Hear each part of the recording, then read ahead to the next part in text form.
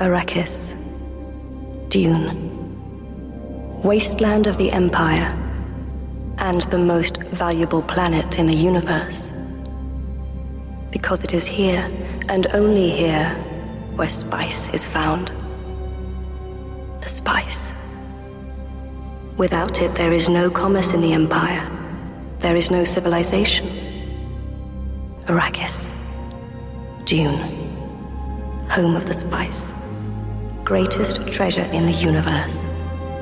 And he who controls it, controls our destiny. Welcome to Now Playing's Dune Retrospective Series. Do we have worm sign? Who shall we have worm sign, the likes of which even God has never seen? Part of the Now Playing David Lynch Review Series. Remember, walk without rhythm, and we won't attract the worm. Hosted by Stuart.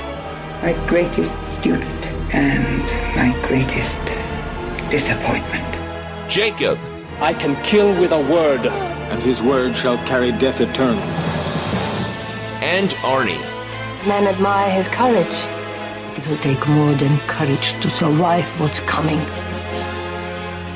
Join us at NowPlayingPodcast.com each week for a new installment of this series. And keep coming back as we continue looking at all of David Lynch's films. Try looking into that place where you dare not look. You will find me there staring back at you. And join Stuart at booksandnachos.com for in-depth reviews of all of Frank Herbert's Dune novels. They know a storm is coming. Time to let them know I'm here. These podcasts contain detailed plot spoilers and mild language. It's not fear. Fear is the mind killer. Fear is a little death that brings total obliteration. I will face my fear. I will permit it to pass over me and through me. Listener discretion is advised. May the hand of God be with you. May the hand of God be with us all, Duncan.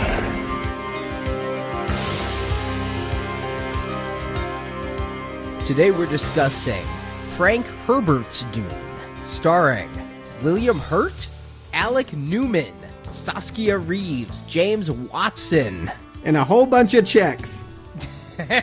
There weren't too many checks written for this, no.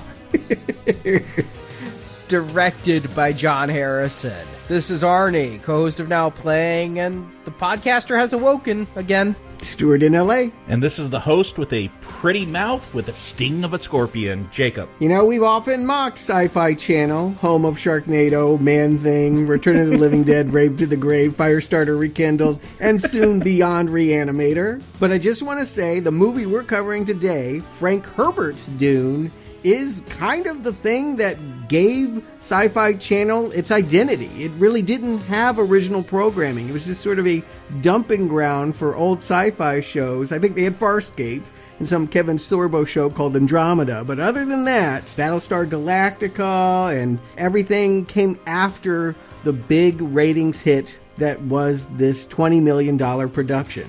Dune, a sci-fi original movie. Are you guys encouraged? Does that make you feel better?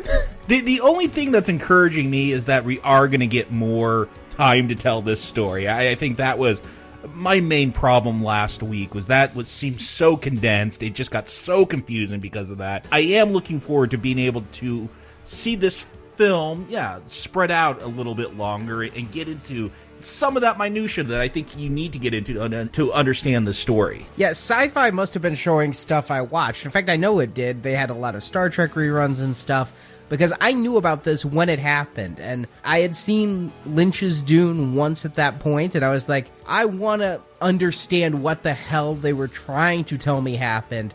So I wanted to watch this, but I never did. Basically, because it was a miniseries, and it was long. It was 3 nights, and even when it came out on DVD, I remember it coming out. I was at a Suncoast Video, and they had it there. I'm like, wow, this is coming out, and yet I just never could find the motivation to spend 6 hours trying to, only for curiosity's sake, because I didn't feel that Lynch had conveyed to me what the book was supposed to be. So I'll have to admit, that 16, 17 years have passed and I still didn't have the curiosity, but now I have the obligation, so here I am. If ever there was a time, I think, yes. And I think that is the big reason to go to this, right? Is that even as a fan of what Lynch did with the property last week, I can recognize it was not a telling of Frank Herbert's Dune. So if a fan of the book wanted to rescue it from Lynchian weirdness, I can't hate on that. I understand why Richard Rubenstein would option the book and spend all of his time pulling in his buddies from Tales from the Dark Side. He got the director of Tales from the Dark Side, the movie, John Harrison, on board to write and direct this, and actually got a pretty illustrious behind-the-scenes crew. Vittorio Storaro, the cinematographer, is one of my favorite cinematographers of all time. He shot Apocalypse Now, Last Emperor, Last Tango in Paris, even the recent Woody Allen movie Cafe Society. Really does amazing things with color. The production designer worked on the movie Delicatessen. The costume designer won an Oscar for Amadeus. These are talented people that want to tackle a complicated, very good novel I've already reviewed at Books and Nachos. I want to give them a chance. The fact that it's a TV miniseries, 6 hours, okay. I mean, they need more time. But Sci-Fi Network, I'm just going to try to give them the benefit of the doubt. A lot of things that go out with their name on it, they just bought cheap. But this they actually invested in. They wanted to make it work. Yeah, you're talking about costumers and cinematographers. A lot of talent on a budget. I'll just put it that way. I'm not going to hark on these costumes too much, but ooh, it gets rough at some points. Oh, we are. Yes, we are. I'm just saying that when you look at on paper, the people involved and what they want to tackle, I believe that they are a team that could really re-envision Dune in an amazing way. And that David Lynch, stylist though he isn't the only person that can interpret the material. These people should be able to do it as well. But yeah, you mentioned the budget. They have less than half than what Lynch had 16 years before. Which is basically nothing with inflation. I mean, going from 1984 to 2000, yeah, the dollar had changed quite a bit. So having $20 million and $2,000, wow. You know, $20 million's a shit ton of money. Not for a sprawling epic. But it's not if you want to do 6 hours and a lot of alien worlds and floating people and space scenes and things. Yeah. This really took me back to where television sci-fi was at this point. And I was thinking, this is around the time that Star Trek Voyager and Deep Space Nine were really getting into their computer-generated imagery. My first comparative was Battlestar Galactica, but then I reminded myself that came a few years later. But looking at Star Trek Voyager and things, and Babylon 5, all of that stuff, it was like, this is a little bit worse than Babylon 5, but not much, and quite a bit worse than what UPN was putting on TV with Voyager. You're talking about the special effects. And yeah, I mean, the choice that has to be right off the top, we just have to look at this. They made a choice not to film at a desert. David Lynch filmed Dune at a soundstage in Mexico City and in a nearby actual desert. Here, they knew they didn't have the money for that. For reasons that no one could explain, I listened to the commentary on this. I read the behind-the-scenes book. I tried to find out everything that I could, and absolutely no one is sure why they wound up in Prague, Czechoslovakia, but that is where they filmed it. Because it's cheap? I guess it must have been. That's how they were able to get the talent they were. A lot of these people were in Central Europe. A lot of this cast is Czech. Some of them don't speak English, so a lot of the extras and all, it was a very international production, and the decision was, the director was very adamant. He didn't want to do a Lucas. He didn't want to have everything green screen with it artificially created, and I don't think he could have done that even if he had wanted to. They made the choice to have painted backdrops and to build sets around, green screen, blue screen that would create the vastness that they could not film. They had a location scout. They went to Africa. They wanted to do that early on, but they knew that with weather delays and all the hurdles that come with on-location shooting, they just wouldn't be able. They'd run out of money and something would get compromised in the telling of this 3-night story. So they made the decision to keep costs low by basically filming it entirely in a soundstage in Central Europe. And I don't think it's well disguised. I mean, I think that everyone that watches this... No, this is not a shock to me. will realize that this is stylized. What they're hoping that you'll look at when you see this is an operatic. That was the word they kept using. It's operatic. It's theatrical. It's expressionistic. It's a stylish way of rendering the story, much like, Sin City. We can look at that and know they didn't film on location either, but hopefully you're captivated with the way that they use color and composition and all of that. That's what they're banking on. Is that their justification is? Okay, it's supposed to be operatic. That is a lot of what they say, yes.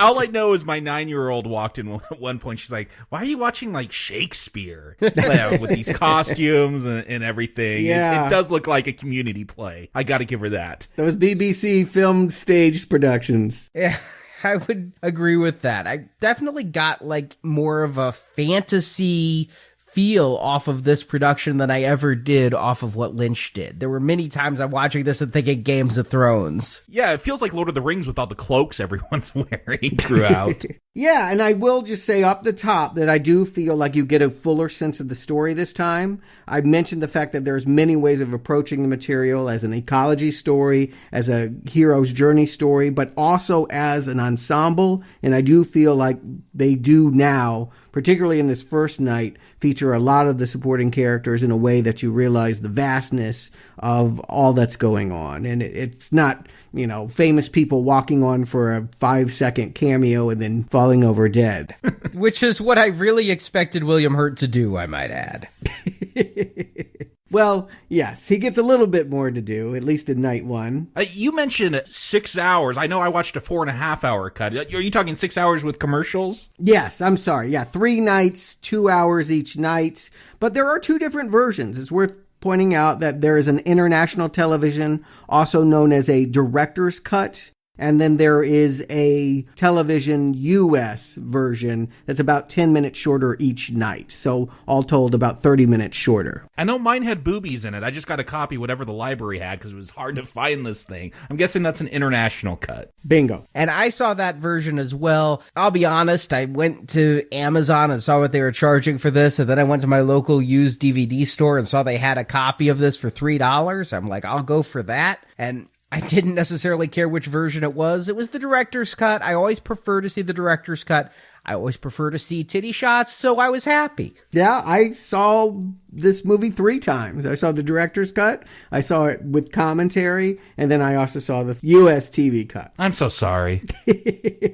So I feel very versed in the choices that they made and the story. I'm the Dune fan, right? So I felt like I needed to do that. I'm a fan of the original material. I was excited to see what they might be able to put in here that Lynch just didn't have an opportunity to. And I want to say that I think this is correctly titled. If nothing else, Frank Herbert's Dune connotates that they get more of what Frank Herbert intended from the page. But did they do it well? That's what we're here to discuss. Arnie, why don't you tell them what's in Frank Herbert's Dune? We can get into it. Well, it's basically what happened last time, right? I mean, really? Yeah, cut and paste job. It's Lynch's version looks quite a bit cheaper and spread over 5.5 hours. Yeah, just no sound guns in this one. No, I'd say this is a second draft of my plot summary. This is the plot summary from last week, but I went through and edited out things about like the weirding way. So if this sounds like you're having deja vu, well, so did I when I was watching this. In Dune, we focus on a space empire.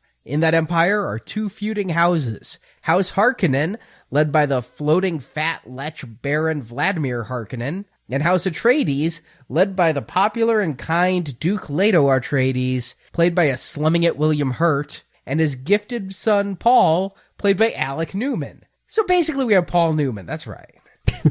Due to the Duke's rising power, the Baron has contrived a complicated plot to kill all of House Atreides that involves giving the Duke rule of the desert planet Arrakis, a barren, hostile world colloquially called Dune, but it is the only planet in the galaxy where you can mine spice, a drug that also enables all space travel. House Atreides takes over the planet from House Harkonnen, but it's a trap. Traitors inside Atreides succeed in killing the Duke and destroying the house, giving House Harkonnen control of Arrakis again. But Paul and his mother escaped, where they're accepted by the Fremen, the indigenous people of Arrakis. Their leader Stilgar allows them to stay and aid their troops, but once part of the Fremen, Paul begins to lead sorties to disrupt the Harkonnen spicing operations and avenge his father. To the Fremen, Paul takes the name Muad'Dib, the name of a species of mouse Paul saw in the desert. But this is actually sparking in the Fremen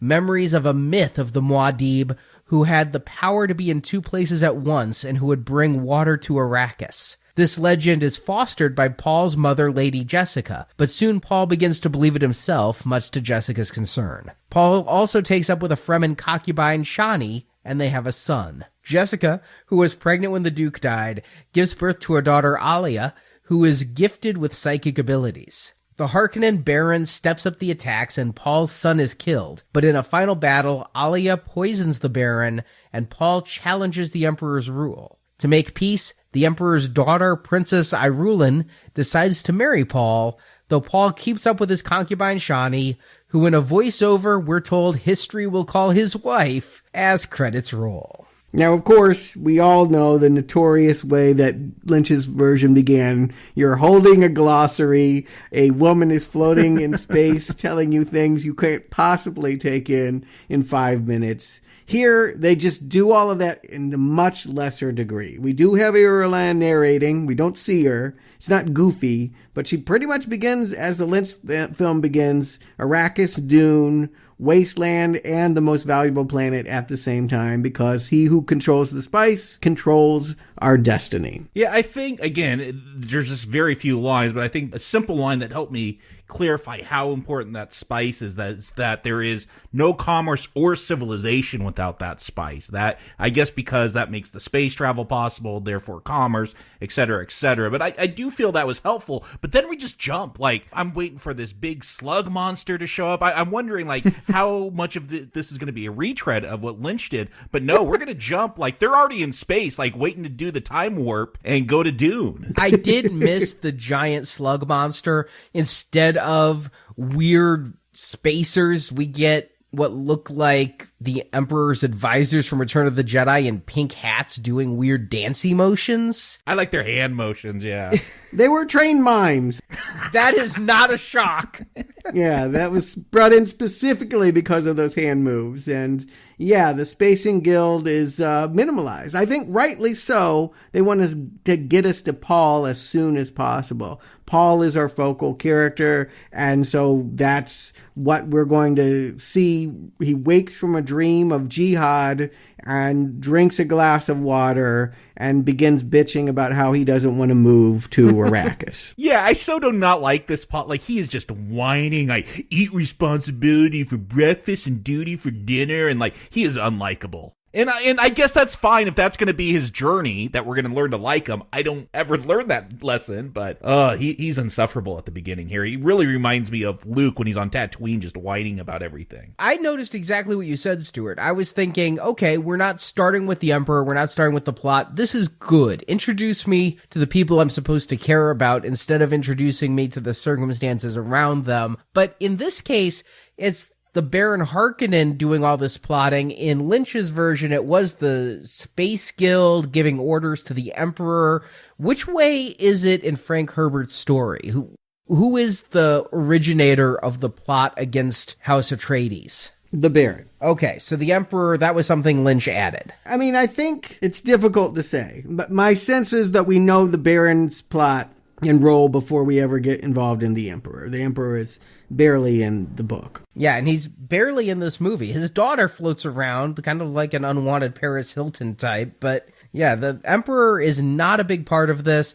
I'll agree with you, though, Jacob. Alec Newman. Oh my God, he is really, really terrible. He kind of reminds me of Robert Sean Leonard, only with less acting ability. I was going Guy Pearce, but I know what you mean. I want to recognize that he has a journey to take this character, and that if he seems spoiled and entitled and bratty in the beginning, that shouldn't be a bad thing. But I do feel like we want to be pulled in to his journey. In some way, we need to be captivated. And I don't feel like Paul gets a whole lot of chance to even shine. That even though they begin with him, I feel like he quickly gets lost in the shuffle. We get the star power of William Hurt pretty soon. And I don't know, if you didn't know the movie last week or the book, if you would expect him to be the main character from the first night. Yeah, we're going to get a lot of characters introduced here. Gurney's going to show up. But yeah, his dad, the Duke, I would have guessed that was the main character if I hadn't watched Lynch's film last week and I was just watching this for the first time, because it all seems to be about William Hurt in this first night here. And I'll just say it. Yeah, this is going to jump forward. I think, it doesn't get bogged down on all this lore, but I kind of like that with Lynch's, that there's this overbearing conspiracy going on here. I guess that's going to unfold, but I don't feel that danger right away. And I'm introduced with this whiny kid. It just doesn't pull me in as much. You're right. If I hadn't seen the previous movie, I would have thought William Hurt was the star. I mean, he's top billed. He's William Hurt. I mean, you have an Oscar winner on screen, but yeah, the way this is told, if I was not using meta knowledge, we're being told Paul is our main character. I feel like it does a pretty good job of introducing Paul, because we jump right into his meeting with the Reverend Mother, who's going to test him. We're going to learn he has abilities. But I feel they do a bad job of introducing his side characters. Like, we get Gurney, and I get a good feel for Gurney, but I'm trying to find the analogs. Who are the no-name actors that are my Dean Stockwell and all of them? And I don't really get a feel for some of the other people in this House Atreides. Yeah, a lot of them are Czech actors. Gurney is British, and he has more of the lines.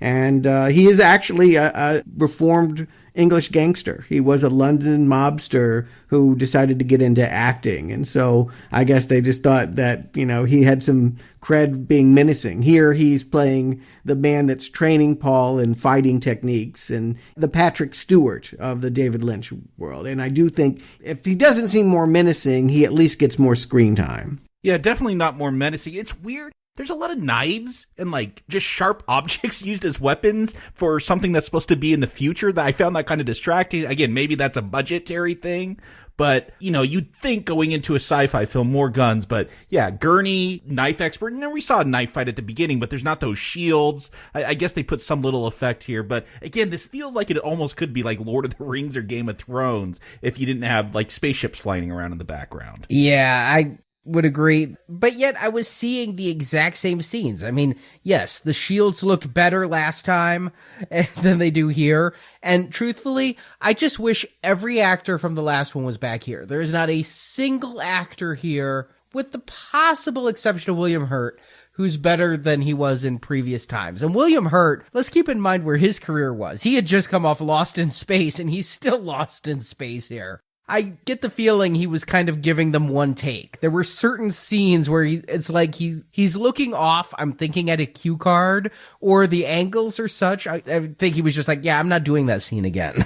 William Hurt's a strange one because he is always a detached presence. Even in his career early on, when he was much more acclaimed, I do feel like he tended to be sort of aloof and hard to read. And just later that translated into, I don't want to be here, give me my check. And that definitely was true at this point in his career. But he says he was a fan of the book from his early college days, and that he wanted to come to this project specifically because he liked the book so much. They were paying a lot.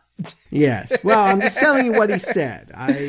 I can't see enthusiasm in his performance, but then again, I think that might be true of many of the performances he would give until A History of Violence anyway. That sort of re-energized him. But you know what I'm missing? More than the performance, because I don't think that David Lynch got great performances last week. He exposed the weirdness of his characters, and he used whatever energy they had and created a vibe with it. But I'm missing the druggy feel.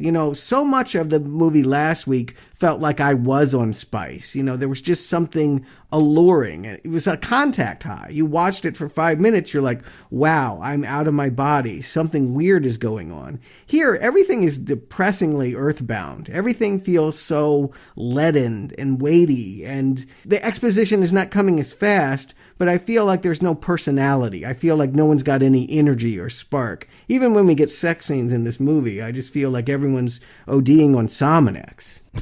No, that is going to be my biggest criticism of this film is I'm bored. Everyone in it seems bored. There's nothing lively about this. I found that last week Lynch's film pretty confusing.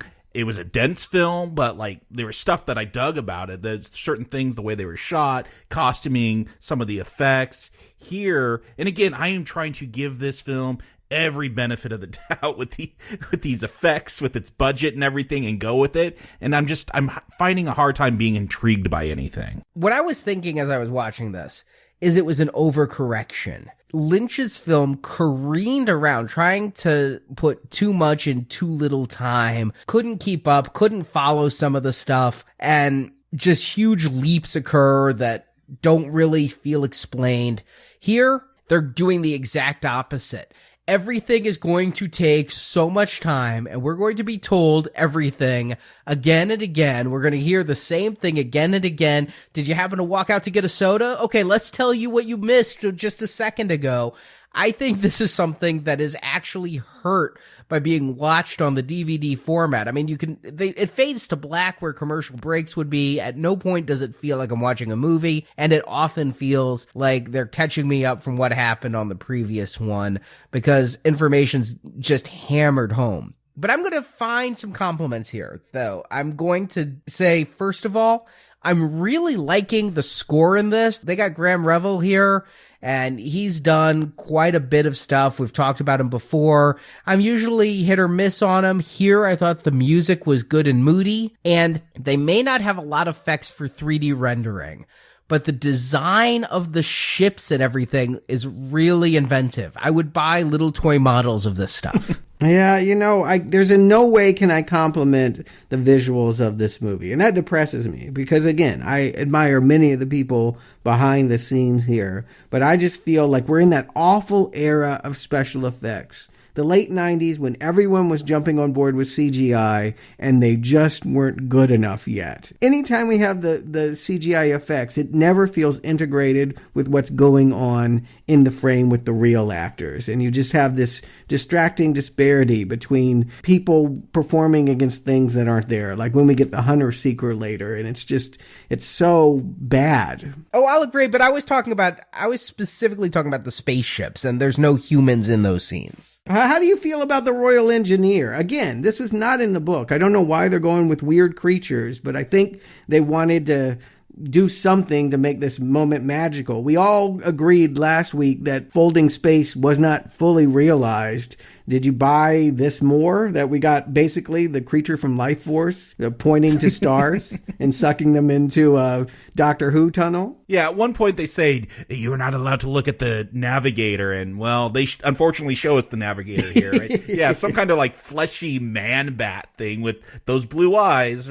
That becomes, I guess, a tell sign of if you're on the Spice. But yeah, again, I just feel like, oh, let's vomit out a bunch of CGI and we'll say we're traveling. I don't feel like this is any more creative. It's just like, it looks like the space travel screensaver on someone's computer. I pray when we talk about Children of Dune next week, seeing that bat creature has a payoff. Because at this point, I'm like, why did you show me this? I do not understand the purpose of this. And it's fine. I mean, it's definitely a bat, so I don't understand why bats would be the ones jumping through space. It's not a bat. I mean, it's a human being on Spice, but I think they wanted to go in a different direction than the Eraserhead baby. And I think, you know, being in Prague, puppeteering is very big there. And I think they just wanted to bring in the locals' talents. Miming and puppeteering. Yes, I feel like those are their strong suit. Yeah, so they got puppeteers and they just went with this. The special effects company is K&B, who also made From Dusk Till Dawn. They were the people that Tarantino gave a break early on. And so who knows? Maybe they had this lying around from Dusk Till Dawn 2 or something. Yeah, the face looks awfully depressing. I really liked when the ships jumped to their new space, though. I'm used to the Millennium Falcon or the Starship Enterprise, where a ship is going to just look like somebody's flooring it. Here, because they're folding space, the ship is just very slowly going a very short distance. I thought that was really well realized. I think that as a fan of the book, if I had tuned into this would be the scene to make me turn it off. It's about 15, 20 minutes in, and I think I would have seen all that I needed to know, that it just didn't have that hallucinatory quality that I grew with, even reading Dune, that I like to get off of it. And it just, there isn't a whole lot of compelling characters. And that bat folding the space. I appreciate that it gets us to Arrakis very quickly, but I'm already feeling not tapped in. But I do want to say, last week, Arnie, I think you were the one to rightly point out that they never gave any good reason as to why we should be pro House Atreides as opposed to Harkonnen, or Harkonnen, as they like to call him now, or anybody else. Here, I think that they do establish that there is benevolence in this new rule on Arrakis. Yeah, I think if you want the lore, again, probably if you've read the book, I'm not really looking for that lore. I just want to know what the actual story is when you don't have to compress it into 2 hours. But if you want the lore, you get all this stuff about water, and it looks like the Harkonnen would, wash their hands and throw their washcloth on the ground, and the Fremen would have to come up and, squeeze the water out, and they would sell it in front of the house. And you get the idea that there are these little villages around there. They're smugglers. You do get more of what's going on Arrakis if you're wanting that. It doesn't really play into the story, but it does build this world. Yeah, I'll agree that this is where I got a Game of Thrones feeling again. It was... I mean, they literally say, hang the coat of arms over there. Yeah, that was something else. And I wish the actors were more engaging. I think the pacing is actually fine if it didn't feel like the lines were being spoken in such a manner that it feels like Ben Stein giving a lecture to an economics class in Ferris Bueller. I mean, every line here is coming off so slow and so lame. And everybody in House Atreides, from William Hurt on down, are dullards. Yeah, no argument from me. And I think Lynch never would have put these people on screen. I mean, you would always want to give, he doesn't have to have the best actors, but he'll take whatever actor he gets and let them just do their thing, and will at least show you why you should pay attention to them. I don't know if this lady playing Lady Jessica is a bad actress. I mean, who knows? She probably kills it when she does Shakespeare or something, but I know that in this role, I don't want to watch her. There's nothing about her that's interesting in the performance and pulling in. And I know the book, there's all this intrigue. There's nothing but plots within plots. We should definitely be wondering who the traitor is, who's betraying who. That's the big hook of the first night. Everything is really about the fall of the House of Atreides. So you have to be pulled into the political machinations that are going on. And because of these performances, if they don't care, I don't care. Yeah, I know who the traitor is because I saw the movie last week, but watching it again in this film, I'm just confused. Who are these characters? Why the minutia of this just so slow and plotting? I don't feel danger like I did before, maybe because we opened up with Lynch with this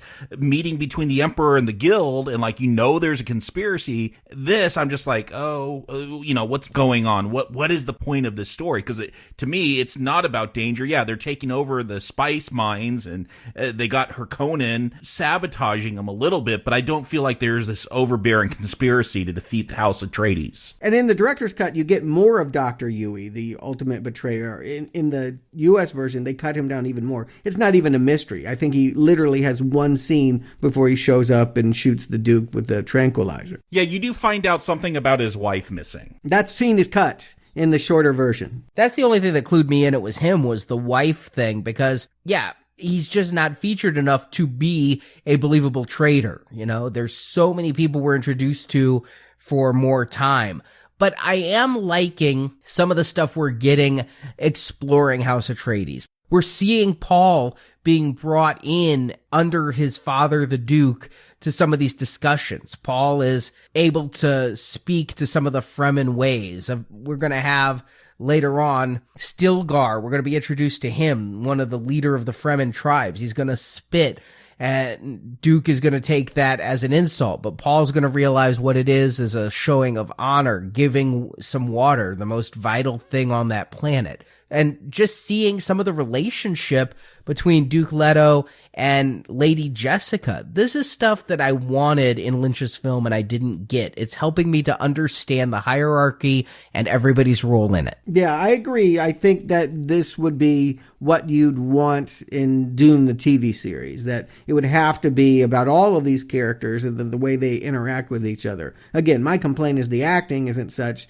that I'm pulled in, but I do like the fact that these scenes are included because it's necessary. We're going to spend a lot of time with a lot of different characters other than Paul this first night, so we want to know what everyone is thinking. And the fact that Paul, at his young age, is, able to identify solutions like, just pay the smugglers and we won't have to worry about the problem. These kinds of minutia, as you've defined them, Jacob, are so much about what the first 120 pages of the book are about. And I do remember you said, you spoiled it a little bit, that Paul ends up marrying the princess, and we're going to get a whole lot more of the princess here. In fact, she's going to show up for like some party wearing butterflies as a dress.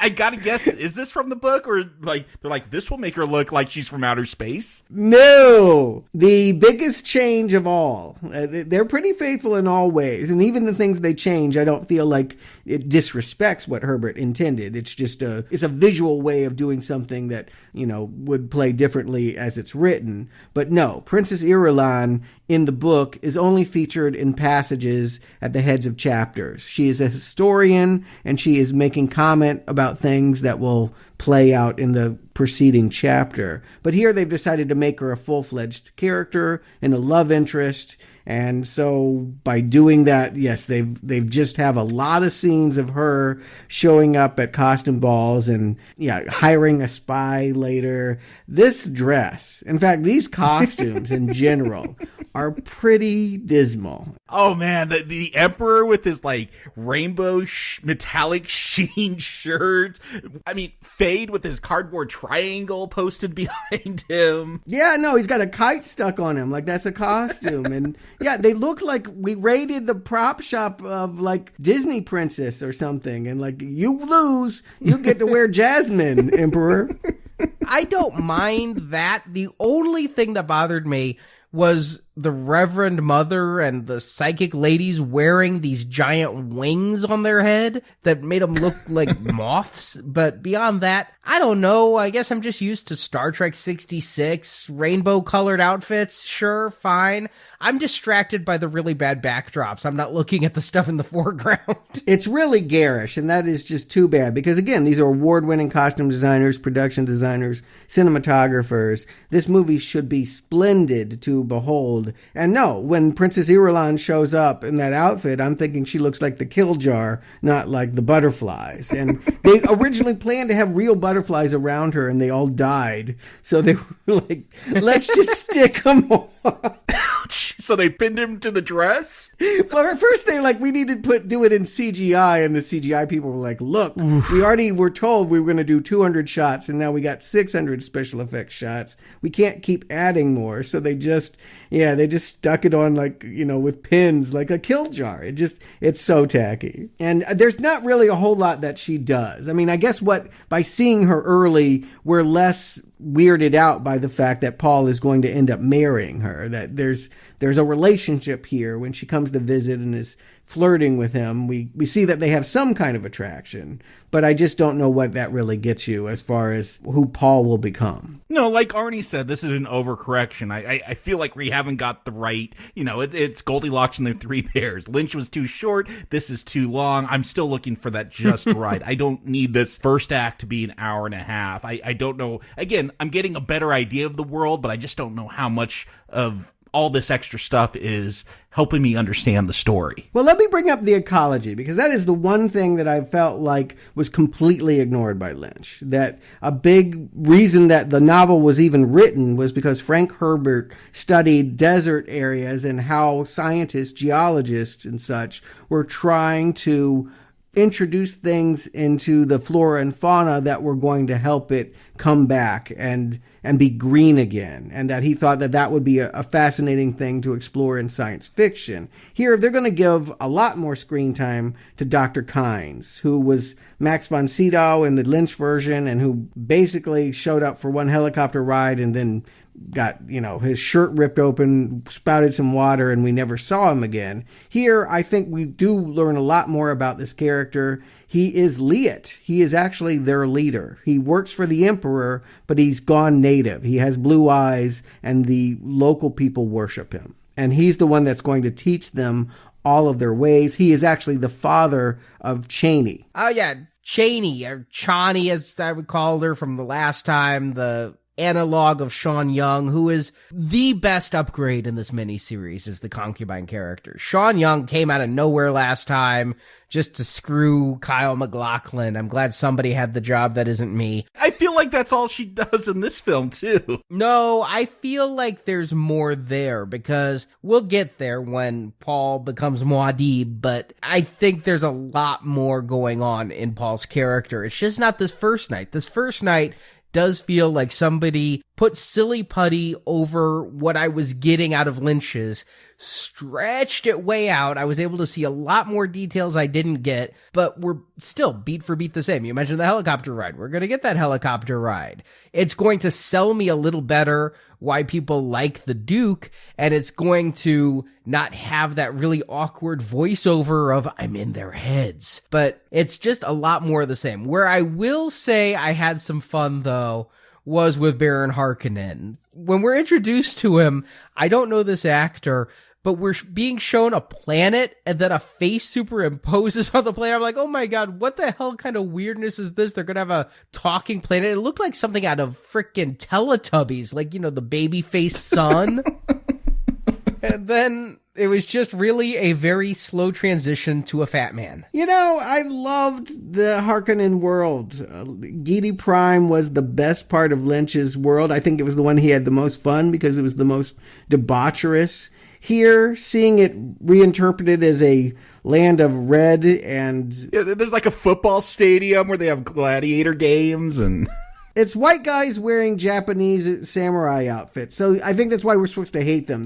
They misappropriated culture and they look really bad in it. And it doesn't help the fact that the Baron effect for him floating is, a bad superimposition, that we can see that he's being, carried by something that has been erased out. Like at one point, I don't know if it's this first night, but they're going to have some visitor and they're going to tell the Baron, oh, I always found Harkonnen architecture to be so curious. And like, it's just a dropped line. Like, it doesn't matter. Like, we spend a lot more time on this planet, but I don't feel like these Harkonnen are any more dangerous, probably less dangerous than what we saw with Lynch. They're certainly less scary. I mean, here I feel like the menace. I mean, Fade is just like a frat bro with a buzz cut. No, what I'll say is this time they're more gay. You told me there was a rape in the last movie or from the book, and I didn't get any of that last time.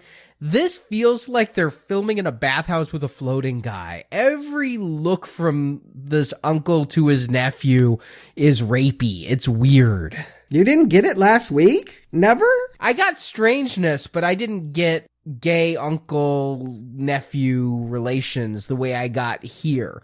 I definitely think another upgrade is Fade and the Baron, because I understand that relationship a lot better. We mentioned last time, what the hell is Sting doing here in that underwear? This time, I get what you told me was in the book. They really do set up Fade as the Harkonnen version of Paul, and I like that. Do we really need all these scenes of him doing Taibo? Because that does not look badass.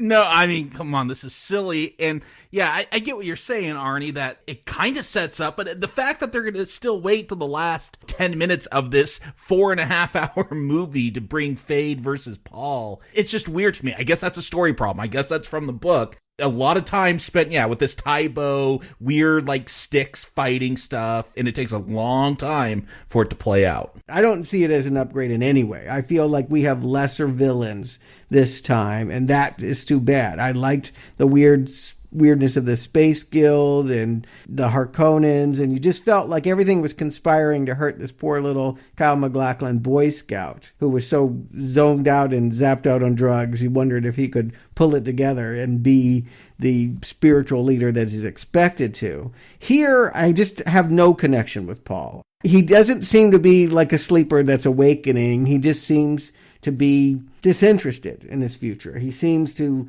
not aspire to become the man that his father wants. He just, I don't know what he wants. I cannot say. I know that by the first night the house has fallen, he's in the desert, he must lead his mother to safety. This is considered the spiritual part. The second night, the behind-the-scenes crew all referred to this as the one where they would slow the action and show his evolution. So this is where we're supposed to be getting his character evolution.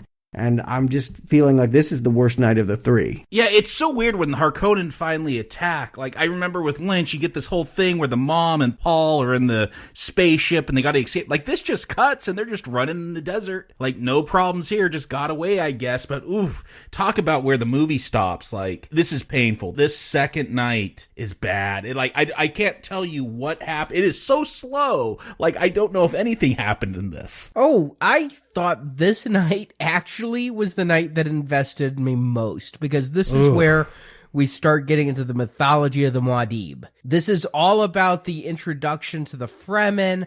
This is where I felt Lynch's film fell apart, was when they got in with the Fremen. I'm like, what is going on? Why is all this happening? Here, we're going to really get immersed in this world, and I'll be damned if I didn't really start getting into this and feeling like I wanted to know even more about it. This night made me the closest I'll ever come to picking up a Dune book. I'm still not going to read it, but I really kind of wanted to. I'll wiki it now. Wow. What's so weird to me is that, Stuart, you said, oh, maybe I want something like a TV show where you can explore these characters. Remember Duncan Idaho? I'm like, what's up with him in the Lynch film? He shows up and then he dies. He pretty much does the same thing when we get a 4.5-hour version of Duncan Idaho. Like, he's given some mission by the Duke and then he just ends up dying very early on the second night. Like, it's weird. I feel like things should be expanded and I should get into these characters more, but the same things are happening to him as they happened to him in the Lynch film. Even lesser so. I mean, Thurful at least got to milk a cat for an antidote to a poison in him. Here, he literally disappears. I don't think we ever see his fate. I presume he was killed, but all I see is him lecturing Paul in a few scenes wearing a purple hat. I think, Stuart, your commentary last week helped me to enjoy this more, because we're going to see Paul is challenged to a fight by a local. It's the first time he has to kill.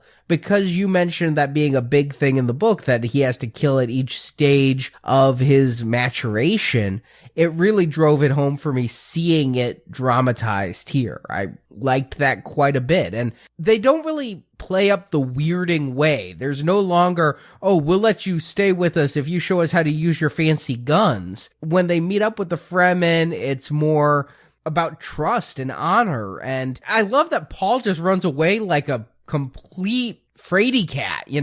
His mother's the one who puts the knife to Stilgar's throat and says, you must allow us to stay. And this is another upgrade. Lady Jessica, she is so much more of a character here than I felt she was last time. Last time, she was just hanging around in the background behind Paul. She had a daughter. This played out the same way. It's exactly the same thing happened. But here, she's going to become the Reverend Mother. She's going to guide Paul's spiritual journey. I get far more biblical here than I did out of Lynch's, and it does make me wonder, did Mary ever wonder, hey, Jesus, do you think you might be insane buying into this hype? Well, yeah, that's the one thing, again, if you're into this lore, that I get more from the second and third night. And there was, you're dealing with a Messiah in that Lynch film, but I feel like here more, you get more of what is this religion? And I do wonder, now talking about Middle Eastern religion seems like a loaded thing because of events that have gone on in the world, but it does feel like, I don't know, maybe because of the words they're using and it's out in the desert, it does feel like Herbert was trying to tap into something that Western cultures maybe weren't as tapped into at the time. It just feels very Middle Eastern to me with what they do here. There's definitely a big part of that. Lawrence of Arabia being the influence, and you could definitely see that Paul is like Lawrence, a sort of madman Westerner who unites all these tribes against his own people. Arrakis, Iraq. Oil is like spice. I mean, yes, I think all of that was very much on his mind in 1965. And in 2002, when they recorded the commentary, it was put to the director. Do you think that this movie has more relevance now after 9/11? Or would you film it in a different way? And he admitted, yeah, I could even see Paul as being like an Osama bin Laden, that you could actually perceive him to be a terrorist. Yeah, it does feel, again, because of recent historical events, it feels uncomfortable at times when they're like, oh yeah, they're just throwing their babies onto our guns and committing suicide and bombing us to like get the upper hand. Like there is this very radical ideology that I get much more from this version than I did with Lynch's film. Agreed. I got it a little bit last time. I mean, when you use the word jihad, you're catching my attention in a post-2001 world. Yeah, in 1965, I don't know if that would raise flags like it does today, but I agree. Yeah, because of that word today, it takes on a different meaning. And now you've got it here in this version, and I'm like, wow, this came out in 2000. Had it been delayed a year, if it was coming out late 2001, I wonder if they would have held back on it, held back on stuff with jihads and promoting desert terrorists against the establishment. Yeah, I mean, Al-Qaeda was hard at work all through the 90s. I mean, there was a high awareness of them. Osama bin Laden was already on the watch list, but obviously 9/11 made it, he became infamous. There was nowhere in the world that people didn't know who he was. That certainly would change things. Even on set at the time, people were going to the director saying, do you really want to use that word jihad? Do you really want to portray these things where it looks like, throats are a beheading even. It looks like, things that would happen to Daniel Pearl and POWs later. I mean, the uncomfortableness of the Middle Eastern imagery that they use, it was just something John Harrison did not want to back away from. The director very much wanted to perceive the Fremen as people that were tough and had their own fighting style and were not soft or even needed a leader in order to fight. They were already well-trained and barbaric. What they needed the leader for was to guide them into the direction of taking over the planet and the world. To crush the empire, they have to take down spice production. And I do think one thing they do explain in this version is that relationship between the spice and the worms. Yeah, it's hinted at in Lynch's version. Here, I finally understand what they were talking about. I felt happy. This is what I wanted, was to understand more. I wish it was more entertaining while explaining, but at least I'm getting it. Yeah, no, we find out what the water of life is. It's worm vomit, I guess. Like they flood a little area so they can capture a baby worm and they make it puke or something and catch that, and that's what you got to drink. Yeah, and we see the scientist, Kynes, actually dies because he's walking through a field of pre-spice and it just sort of erupts, kind of like an oil rupture or something. Just out of the ground, suddenly spice explodes, and after it's treated by the sun, it becomes the property that everyone knows and consumes. And it all comes about from the nest eggs of baby worms. Here's the thing. I don't think Lynch wanted you to focus on all those details last time. I thought he saw the sexual potential of all of that. There was so much eroticizing and the phallus of it all. Here, these clearly they're segmented. They look like dragons. It's much a different conception of the worms and what they mean. And I do feel like, yes, it's explained more. I find them less evocative. I find them less interesting or even threatening, particularly because the special effects, while not great in the Lynch version, are even worse here for the worms. I've never liked the Fremen. I mean, I'll be honest. I always find that the hard part to get through in the book, and that we spend so much time with them in night 2. Chaney, to me, is just a real drag. Yeah, again, this second night is poison to this miniseries. Like, wow, I really tuned out and was wondering, where is this going? Why are they spending so much time here? It feels like, again, Lynch is my reference for Dune, so it feels like they took a lot out of that first act. Maybe they were faithful to the book, but they sped up that first act, and then the second act, wow. I didn't expect this much time of just sitting around and pondering in the desert. And I'm liking the relationship being at least more spelled out, and where it goes, I really am kind of shocked by. I mean, they're going to have a son, and then that son is going to be killed. That is kind of the revelation of night 2. And I'm like, damn, I had no expectation of this coming, having only seen Lynch's. Sean Young didn't give birth that I remember in Lynch's version, and so it makes it deeply personal. But one thing I notice in both versions, and Lynch actually explains it a little bit, Paul always seems strangely emotionless and detached. And in Lynch's, we do see Kyle MacLachlan having been exposed to spice and say he doesn't feel anything, and it may help explain MacLachlan's underacting. But this is the case for this Paul, too. And I don't know if it's this actor, Newman, or if it's intentional that Paul, the Muad'Dib, is just this emotionless cardboard line delivery. I mean, how much does he really care for Cheney? The words they're saying and the kisses they're having tell me a lot, but the tone of his voice and the way he looks at her, she could just be a prostitute he's hired. You know, it's a real mistake that we're not on his side. I mean, I went back and I watched Lawrence of Arabia recently. Wonderful film. High recommend. Everyone should go watch that on the biggest screen possible. And Peter O'Toole is magnificent in that, because you see that conflict of a man that is gaining all this power and influence and isn't sure what to do with it. For him, it was just an adventure. It was a way of trying to, rebel against a society that had put him in a box. And then when he got all this power, he didn't know what to do with it. You had a clear empathy for the situation and the tragedy that he was backing himself into. Here, Paul is becoming more native. His eyes are going blue. He has met a girl and had a child and believes in the myths that are in place. Now, something I feel like neither version of the movies tell us very well, but is in the book, and I hang on, is the fact that the myth was fabricated by the Bene Gesserit. They made it up.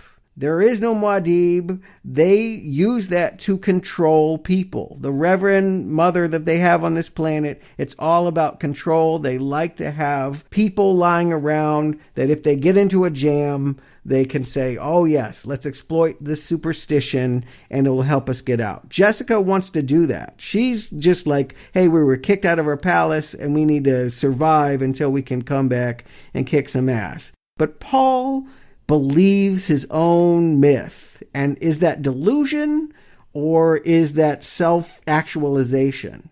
I think in the Lynch version, it's very much like transcendental meditation. You can overcome your situations if you believe hard enough. And here, I just don't know what they want us to think. Yeah, I know. You gave some hints about the way the book goes, and I feel this is probably more true than that, because we're not going to see any crazy voices like cracking the earth or making the rain happen. Look, that's an interesting thing, especially with Western cinema being so into this story of the Messiah. Like, every hero's journey is about someone basically becoming God and saving the day. Like, to be able to explore, then go, oh, maybe that's just all a myth and made up, and here's this person buying into. I just don't feel this film effectively tackles that, though. There's lip service given that, maybe this isn't the real deal. Maybe, you're buying into your own hype. But explore that more instead of sitting around in the desert doing whatever they do. It was enough to hook me, because I did understand that the Muad'Dib thing was supposed to be fake and Jessica was exploiting it, and that Paul starts to believe it. I mean, the fact that Paul is like, I want to be named after this little mouse. What is it? Oh, we call it Muad'Dib. But we've already been told Muad'Dib is this mythic person. Well, just to clarify,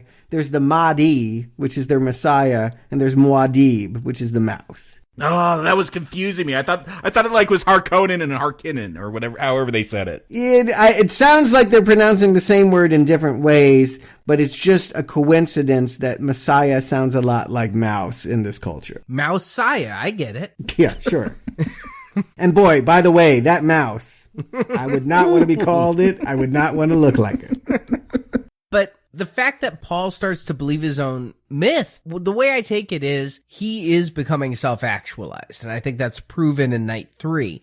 But I like this question in the middle of, is he just insane or mad with power or something? It makes it more human. It makes it more relatable. It makes it drama. In the abstract, I could see that. I'm just not getting it from the film, though, the way a film should portray it. So you do believe he is becoming a hero? Would you use that word? a savior. It's kind of like when Cheney asks him, will we ever have peace? His response is, we will have victory.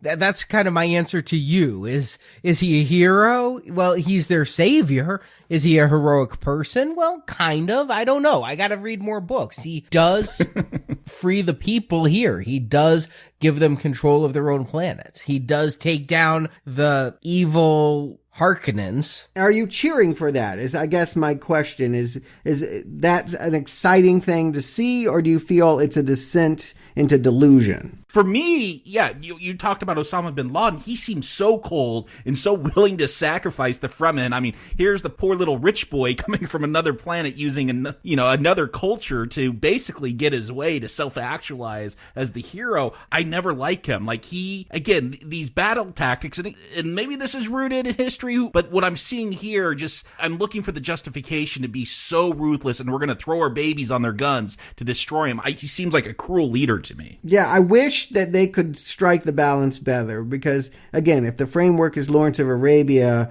you need to at least like the youthful spirit of the character. You need to believe that even if he's delusional, or that this attitude will ultimately catch up with him and he'll pay for it, you at least love it when he, does something crazy and leads all these people across the desert on horses and no one believes they can do it, and they take Aqaba. And here, when they come back to take Arkeen and their planet back, I'm not cheering. Yeah, you talk about this ecological message in Dune. What's so weird is by the end, Paul is like, look, I'll just flood the planet, I'll destroy all the spice, kill all the worms, no one will be able to travel, I'll destroy the world to get my way. Like, wow, you're gonna kill a whole animal life and all this stuff just to get your way? I guess, again, going back to like Robert Downey Jr. and being that cocky Iron Man, I could go with that, but I'm not getting it from this actor or from this writing. Yeah, the actor, if this is what he was directed to do, then I'll blame the director, but the performance being given here is so stoic and so off-putting that I'm not quite sure what I'm supposed to believe. But it left me hooked at the end of night 2 to get into night 3, where night 1, it just felt so much like what we watched last week. I didn't get that into it. Night 2, it explored a mythology. If this were Dune the series, I think I'd set up a season pass on TiVo. But one thing I really feel like is a waste of time is it's finally part of the way that he unites all of these different Sietches. We actually learn that the Fremen aren't just one people in a cave, but several, and we see several people coming and uniting and all of that. But he's going to teach them the weirding way, of the way that his mother has taught him. You kind of disappear and reappear somewhere else. Yeah, The Matrix had been out for about a year. I think they have a couple of special effects shots that imply they want to do that kind of bullety time magic, but it doesn't seem like they have a real good conception about what weirding way is. It's not really explained that well in the book, so they have nothing to go off of. And I also feel like when we watch these climactic scenes, nobody is doing it. No one is actually using that. We get like one shot of the weirding way. I guess I feel like it's just like a type of martial arts. I mean, again, we talked about Fade and Harkonnen, and they do a lot of Taibo or ninja stuff there. I guess this is, their kung fu style for the Fremen. But yeah, the fact that we get to this big battle at the end and we'll see like one person use it, like, they made such a big deal with those voice guns being the weirding way in Lynch's, and to see it here, all this, again, lip service given to it, and then, it doesn't seem like it really mattered. No, it didn't seem like he brought them a gift that saved them. They ended up just kind of punching and kicking like they always do, and they're just lucky because they're fighting a bunch of sous chefs. The Sardaukar, I want to point out, Sardaukar did not come across, I don't think they were in Lynch's version. They were a big part of the book. SS, they're from a planet that's double S. I mean, I think the big Hitler metaphor here. They're the baddest of the bad. They're the Emperor's secret army. Are these the ones in all black with like the French berets kind of on their heads? Okay. It's the big poofy chef's hats that, you're supposed to fear them. They're not supposed to be involved. The Emperor is not supposed to be interfering in these matters. And yet it's a scandal that the Baron has used them and smuggled them in to help secure the city under his control. Yeah, the Sardaukar should be the most fearsome stormtroopers that they have. But I think it's the choice of hats. I think it's the fact that we're not really seeing them do anything. I think it's just the problem that almost every battle scene in this project is really underfunded, and they're embarrassed by it. They give it as much as they can, but on almost every battle scene you feel it underwhelm you. But these are not the Sardaukar that I imagined in my head reading the book. All right, the battles never excited me here. Whoever they were fighting against, the battles that excited me most were Fremen versus Fremen. When Paul has to have his first kill, and the suspense of, will he kill Stilgar? That actually really wrapped me up in this story, is Jessica saying you have to find a way to not kill him. But when Stilgar first is introduced and he finds out about Paul, he's like, someday Paul is going to have to challenge me and kill me. Those fights mean so much more to me than any of these massive battles. And I use the word massive very loosely. Yeah, I mean, Lynch didn't do much better with his battles, but this is, 20 years later, even though it's less money, I guess they could have done something. They got some pyrotechnics, like they got people flipping around, mimes, acrobats, puppeteers. I guess that's what you get in Prague. Yeah, I guess so. But the problem seems to be, you're right, that the relationship between Paul and the Fremen is clearly defined. The relationship of the Spacing Guild, the Baron, the Emperor, the Sardaukar, how it's all coming together, how they're kind of trying to control the spice production. I don't feel like this is done any better here than it was done in the Lynch version, and it's just not very satisfying. I will give the Baron one prop. The one scene I really enjoyed in this movie, I think it's the only one time I ever laughed, was that he's with his little slave boy, and he calls Fade in because Fade has planted a needle in the thigh. Yeah, what was that?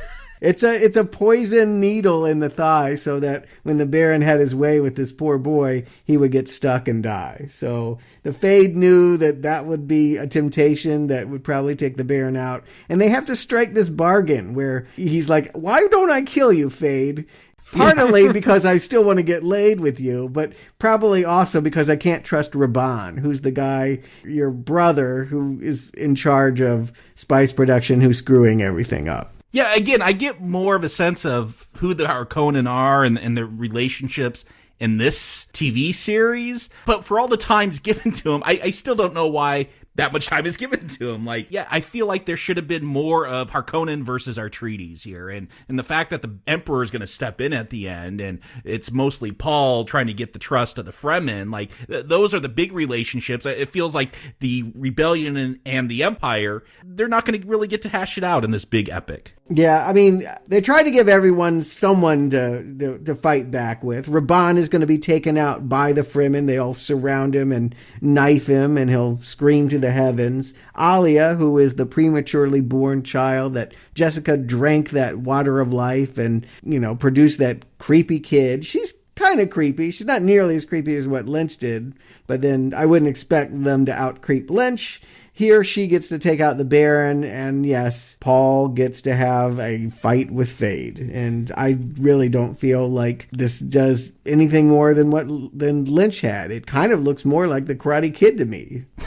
It's like Danny LaRusso, and except we're rooting for the blonde guy this time. Yeah, and he's got his hair, the one thing that Paul does, when he's a prophet, because he finally spikes his hair up, he gets some gel, I guess, gets some worm stuff to put in his hair to do. William Zabka, is that his name? But yeah, whoever Billy Zabka, yeah. I feel like we're watching a remake of The Karate Kid at this point, and I'm supposed to root for Cobra Kai. It's weird. I am just cracking up at the end with these outfits, that weird robe thing that Paul is wearing. You get an awesome Space Guild moment. The Guild does not take your orders. I wish there was more of that stuff. Look, if you're not going to have a budget, cheese it up. I feel like I could have at least enjoyed that a bit more. I feel it's sufficiently cheesy, but maybe not in a good way. It is what it is. I at least liked understanding what the point of this battle was. Last time I'm like, why are we fighting with him? This time I'm like, okay, I get the whole point of Fade in this story. Yeah, I get him more. I just, as far as a narrative goes, and again, we've talked about this with the book, it's different. People want to sit down and spend hours with the book. With the film, I feel like you got to be more concise, and I still don't understand why this fight is. But what's weird to me is, Lynch has this habit of like weirdly just doing these cuts and like, oh, I guess this happened in between cuts. Like, and we get that here for as much time as we're going to get. Like, we're going to find out that Paul drank the water of life. Like, we never see it. It's just all of a sudden he like faints and has a vision and faints. And oh yeah, he took it. And we get that at the end here. Like, the princess shows up. I guess they get married. Like, it's heavily implied. We're not going to see a wedding or anything, but we'll get this monologue about how important concubines are at the end. So I guess that's not Cheney's, not his wife at the end. Yeah. That was weird, wasn't it? I mean, was it just me that he's marrying a princess who was hitting on him earlier, but yet they're saying that history will call the concubines the wives, and here's him and his concubine in a romantic sunset. Well, what about the princess, his convenient wife? Yeah, it's all very strange, particularly since history is written by Irulan. She's actually going to literally write the history books.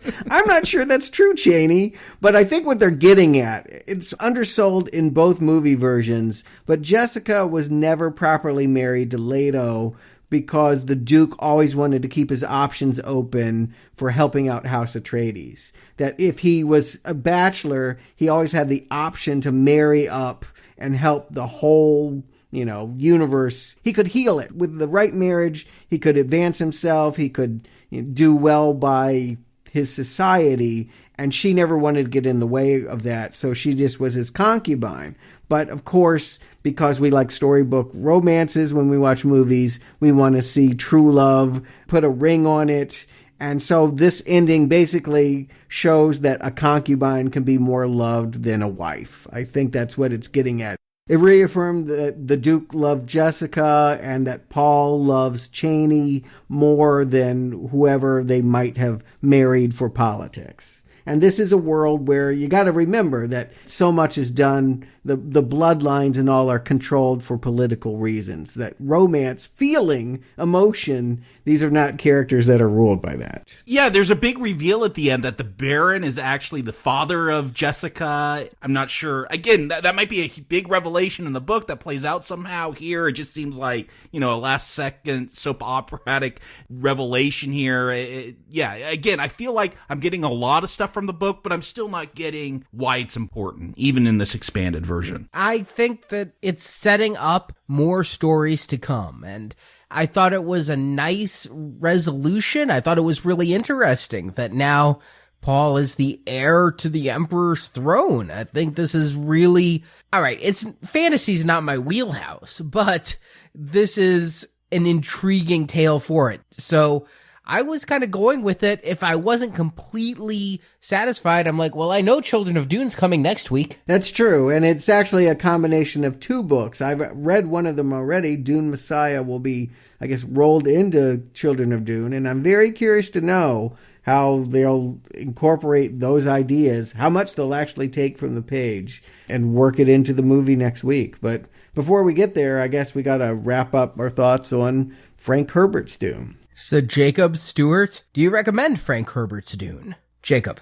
I don't want to say if I recommend Frank Herbert's Dune or not, because I feel like that is the book. And like I said with Lynch, I think if you enjoy this, it's probably because you're a fan of that book. Like, I'm watching this as someone, again, fantasy's not my thing. I feel like there's a lot of fantasy elements with all the different tribes and all that. You'll get more of that. I feel like I approach this very intellectually. I was the Spacing Guild wagging my fingers as I watched this because I never got invested into it emotionally. I watched it, oh, okay, this is what that tribe is. And, oh, okay, this is what that story means when I see some more time devoted to it. So I get more of the mechanics of Dune. I still don't get into this story. And that was my ultimate problem with Lynch's version. Like, I liked a lot of the imagery, but I ended up not caring about Paul. And I ended up not caring about the fate of Dune.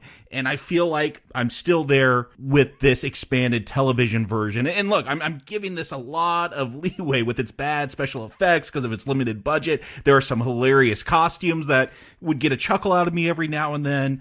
I'm trying to look all past that and go, what is the story here? And I'm still I'm not intrigued by this character. Whatever is intriguing for people who love that book with Paul, I don't feel like we've got a good translation of that. So I'm, again, super fan of the book. You'll probably enjoy this, but someone that's not in that place to say, I'm going to, as a newbie to it, I'm going to say not recommend. Stuart. Well, I don't know if super fan is the right word, but I really do like Frank Herbert's prose, and I really feel like reading it, independent of my enthusiasm for Lynch, there's a lot to celebrate that wasn't in that movie last week that somebody should do. But it's mentioned in this movie that spice gets into everything and that its flavor just sort of infects all things. And I also think that's true of Sci-Fi Network. No matter what they touch, somehow their bland characterizations and their garish costumes and their cheesy special effects, all their products just end up having this very distasteful element that's just in everything.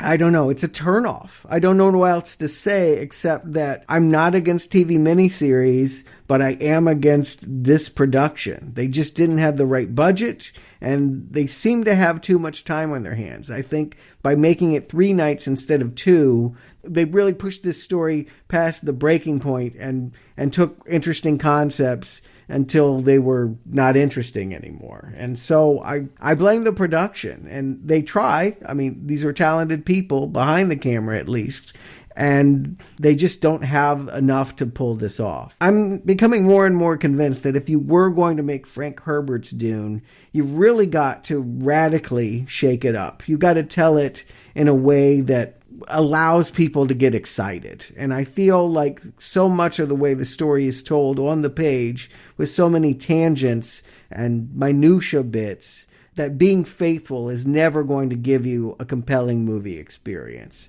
Somebody's going to crack this one day, but I don't feel like Frank Herbert's Dune has yet to come to the screen, and I don't feel like this movie's very good just in of itself. So I don't hate this. I'll give it the compliment of saying it's probably the best sci-fi movie we've ever reviewed for Now Playing, but that's still a pretty dismissive not recommend. Yeah, I'll agree it's the best sci-fi thing we've reviewed here, and it is a sign of sci-fi getting better. I became a fan of that Battlestar Galactica series. If this led to that, then this was worth it no matter what. And you talk about shaking it up, and I did look this up because we have this coming out in 2000, and 2001 would give us Fellowship of the Ring, which did change up Tolkien's book a little bit, but also did try to include so much of that minutia for the Tolkien Uber fans. And Harry Potter, the very first movie there, Sorcerer's Stone, where people were freaking out. How could you cut this out of the book? How could you cut that out of the book?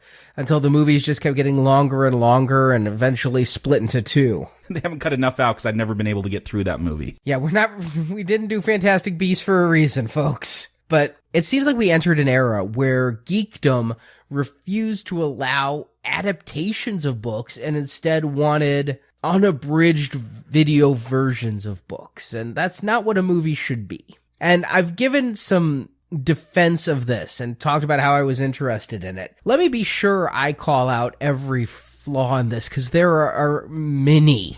At no point is this movie visually interesting other than the times I'm like, why didn't they just go to a sand beach? I mean, something to get outside. Give me something that looks better. Every CG effect, I can applaud the design while I damn the rendering and the just lack of funds they have. Some of the creative choices, the weird, creepy space traveler bat person, all of that. And the acting in this is really poor. I guess I like the princess. I thought she brought an airiness to her that worked, and I'd say runner-up best actor would be Baron Harkonnen, who at least he brought energy to the role. I still don't think he's fat enough. Yeah, the ones who could cheese it up the most. Yeah, I'll give you that. Baron made me laugh. He gets something. I still don't think he's fat enough. I think we needed somebody like, if the theory is they're too fat to walk so they float, we needed Gilbert Grape's mother in there. That's what would sell that to me. But he was at least an amusing presence. But overall, this thing is long and dull. And I would agree with you, Stuart. 2 nights would fix this. It would really make this a strong recommend. But what this did do was, I think I finally understand why there's so many damn Dune books. I never understood. I mean, I'd seen David Lynch's movie. I'm like, my God, who would write that? And then to have licensed fiction after Herbert died. Why would you do that? And now I'm like, you know what? This is an interesting world. This is a world I want to know more about. I wish this movie was better made, but I thank it for introducing me to this universe. So I'm going to just sliver it over on the recommend side. It's the very weak recommend, but wow. And you see, I had the exact opposite reaction where I went back and watched David Lynch's Dune, like on fast forward, just to enjoy some of the visuals there. Like, I wanted to get away from the world because of this TV show. Yeah, I definitely feel like this will make you appreciate what Lynch brought to it. I get that he screwed up the storyline, and if you want coherence, you're not going to get it from the 84 movie, but man, there was style to it, and it had something that just was compelling that you couldn't look away from. Here, I never feel captivated. I can't say that there's anything about this would grab you.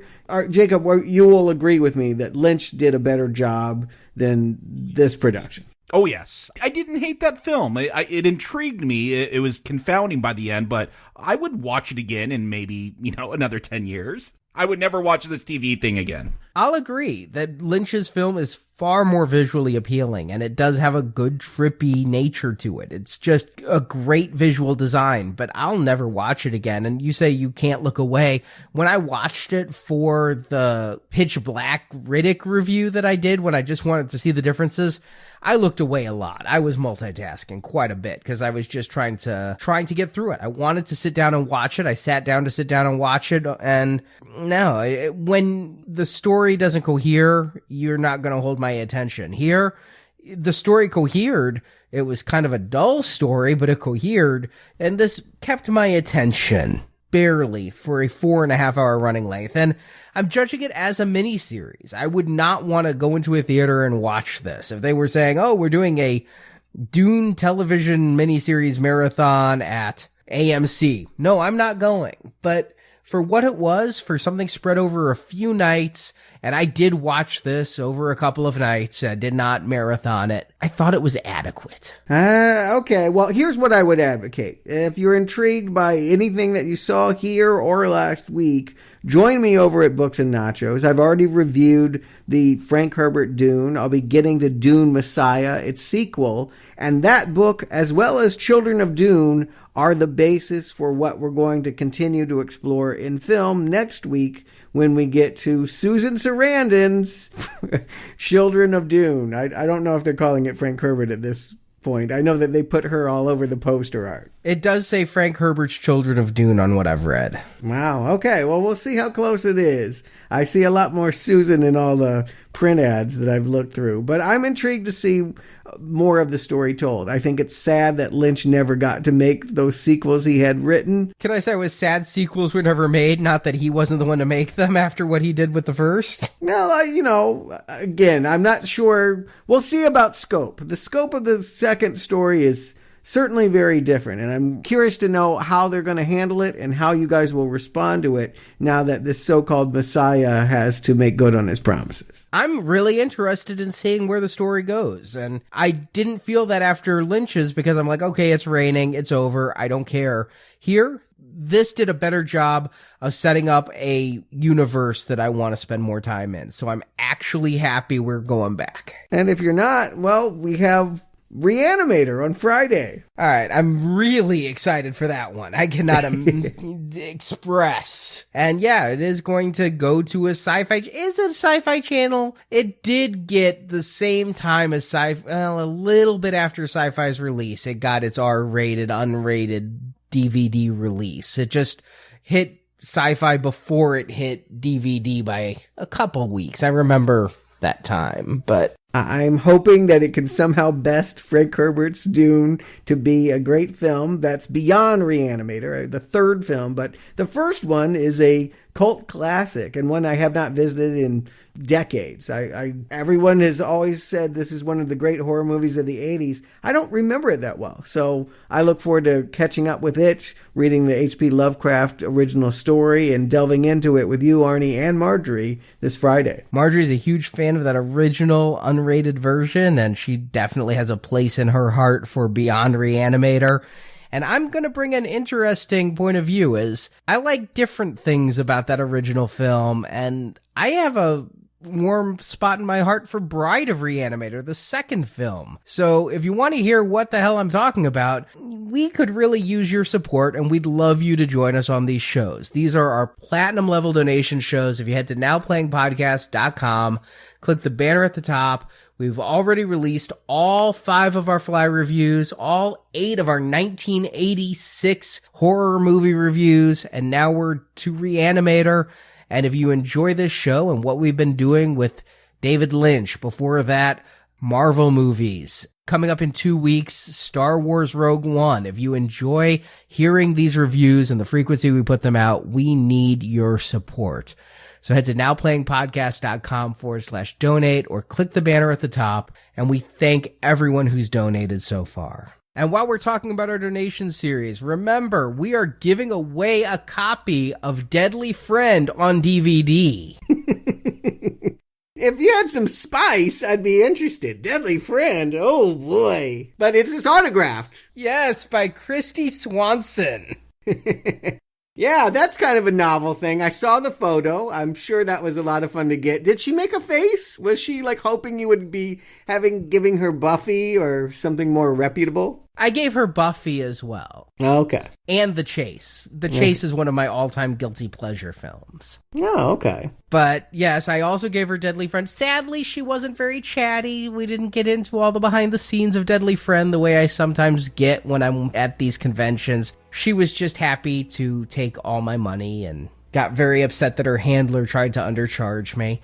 But I spent some of that money for you listeners to have a chance to win. You just have to go to the Deadly Friend page. If you go to our archives at nowplayingpodcast.com, go to Deadly Friend under the Horror of 1986 series. There's a link there to our forums. All you have to do is post which of the movies we're reviewing as a donation series this fall is your favorite. You don't have to donate to enter. And it doesn't have to be Deadly Friend. It could be a good one, like The Fly. Yeah, or From Beyond, or Reanimator, the show that's coming out this Friday. But just enter to win, because this could be your Deadly Friend for the new year. And Stuart, Jacob, thank you for joining me. And until next week, the podcasts must flow.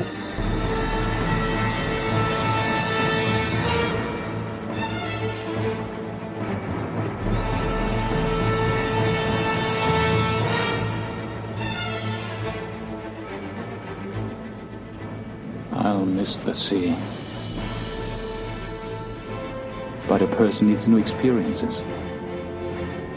They jar something deep inside, allowing him to grow. Without change, something sleeps inside us and seldom awakens. The sleeper must awaken.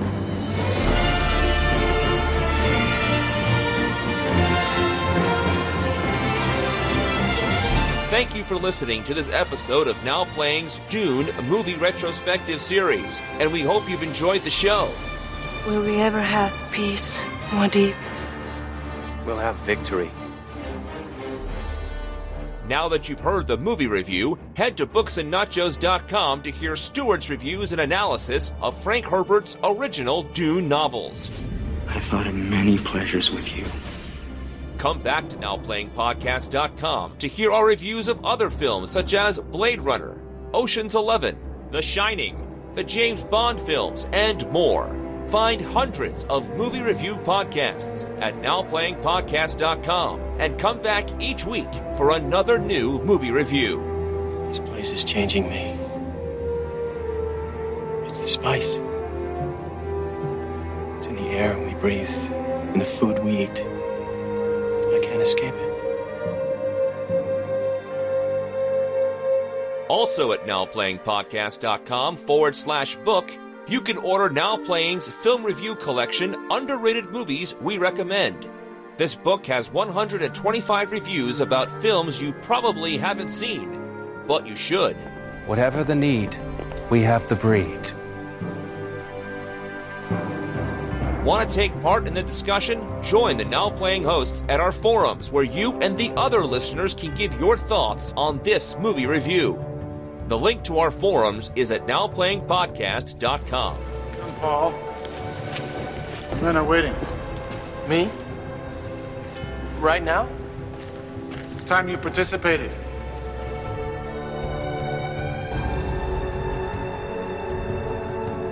The time of plots and revenge is coming to an end. Support from listeners like you help keep Now Playing operating. Health and long life are the gifts of the spice. You can find a link to donate using PayPal at the bottom of our website, nowplayingpodcast.com. I've seen how they die. I'm dead to everyone unless I try to become what I may be. You can also help out Now Playing by leaving us a 5-star review on iTunes. A link to Now Playing's iTunes listing can be found at nowplayingpodcast.com. Remember, one thing to gain control of your perceptions, quite another to gain control of your desires. And if I succeed? You'll find reality to be quite a bit different than you thought. Now Playing is produced by Arnie Carvalho. He is a natural leader, like his father. Now Playing is edited by Heath and Arnie. What's in the box? Pain. The pain! No! Enough! No woman, child, ever withstood that much. Now Playing credit narration by Brock.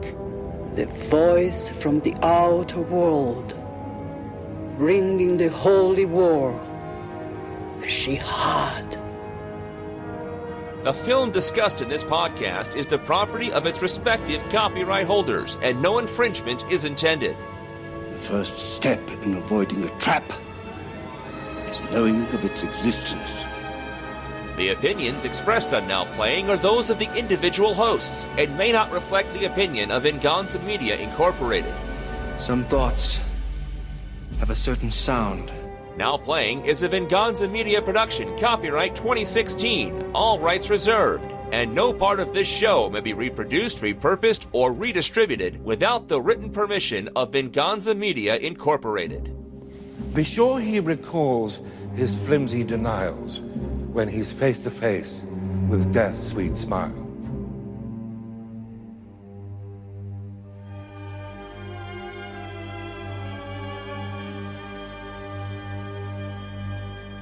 The saga of Dune is far from over.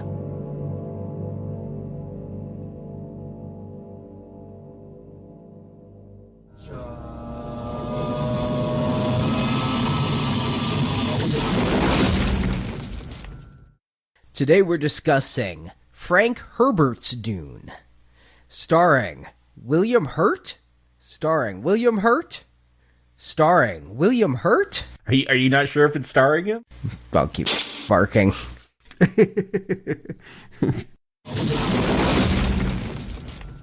Jessica, who was pregnant when the Duke died, gives birth to a daughter, Aliyah, who is a gift... Aliyah? I mean, you know. It was 2000. I had Aliyah on the mind. I mean, you know. Baby girl. Yeah, I so do not like this plot. Like, he is just whining. I eat responsibility for breakfast and duty for dinner, and like, he is unlikable. Yeah, like Luke in A New Hope, right? And I guess that's fine if that's going to be his journey, that we're going to learn to like him. I don't ever learn that lesson, but he's insufferable at the beginning here. He really reminds me of Luke when he's on Tatooine, just whining about everything. Yeah, I just said that. Oh, okay. I feel like it does a pretty good job of introducing Paul, because we jump right into his meeting with the Reverend Mother, who's going to test him. We're going to learn he has abilities. Another star cameo. I didn't know Cher was going to be in this. Huh? I'm the only one that thought she looked like Cher? No. No, you are, or no, he is, or no, he isn't.